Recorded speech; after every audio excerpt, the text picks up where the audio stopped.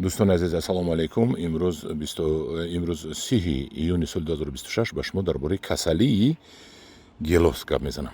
شما در خانه هاتون همتون گیلاس دارید. میپزد خدا با شکر میبندد استعمال میکنید، بعد هم خیلی گیلاسا درختش رو فراموش میکنید تا سال دیگه بسته نشه و نگاه کرده میشنید که کی گیلاس بندد. همین دوران عزیز گیلاس هم جان زنده است و نسبت خود نگاهبین میخواهد.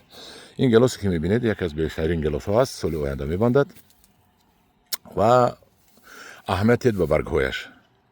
چه برگ های تازه دارد دیدید؟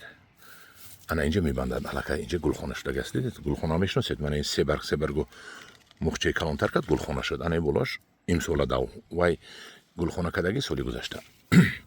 درباره کسلیش گیلاس اساساً سه نمود کسل میشد: کوکومیکوز، کاسترپلیوز و منیلیوز. این گیلاس تازه است. این گیلاس ما ابرابط کردیم چند مرتبه، هرچند که تازه هم نیست. انا ببینید، انا این کسلی همون کوکومیکوز و کاسترپلیوز و منیلیوز می باشد، یکی از آنها. این رو حتما باید شما گیلاس رو به احوال خودش نمانید و از اولی که گیلاس حالی گل نکرده است خروس میزنید، بعد میزنید حالی گل نکرده یا که بعدی گل یک گوره سکور میزنید، خلاصی که توپاز میزنید. من وقتی که چینده خوردید بعد گیلاس رو باید گردش رو حتما پوبل کرده، پورو پرتفته چیز امافاس پرتفته آب تید تو به سال دیگر گیلاس شما باز قوت کند و شما گیلاس دید. اکنون دیگر گیلاس رو نشون میدیم.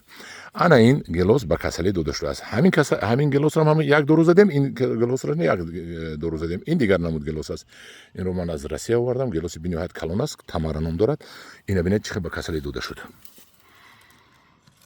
این جزیرکت خودش رو یعنی که وای گیلاسی محلی خودمون، وای گیلاسی رستمی توده با کسلی تا باورتر بوده است نظر به گیلاسی که ما از روسیه آوردیم تمره. این ببینید حتما باید البته ما دو روز زدیم، باز دو روز زدن در کار. این گیلاس های بهترین دنیا می باشد. من خدا خواهد 2 سال 4 سال پس هیچ کس گیلاس خری یگان خارجه نمی رود. همه گیلاس رو من تامین میکنم نهالش رو، لیکن نگاه بینش رو باید شما تامین کنید. باید سری وقت دارو پاشی کنید. در تو میرسونم شما سری وقت باید خروس زنید، سکور زنید، ابیگا پیک زنید. خلاصی که باید که گیلاس رو نمونید که انامین کسل شود، نمونید که منیلیوز شود، کوکومیکوز شود، پاستر همین نامش نمیدونم، پاسترلیوز پاسترلیوز می چی نامش وای شود، هیچ در زبانم نشته. انا هم دیران عزیز این بود یک نوار درباره کسلی گیلاس. این حال گیلاس رو حتما این حال 2 مرتبه تا آخری سال باز 2 مرتبه باز کار شوید تو اینکه انم خیلی تازه رود به سال آینده. انم خیلی تازه رود و شما سال آینده گیلاس میدید. نباشد اگر این خیلی رود این بیچاره کم قوت می شود. در پناه خدا باشد. خدا نگهبان شما باشد.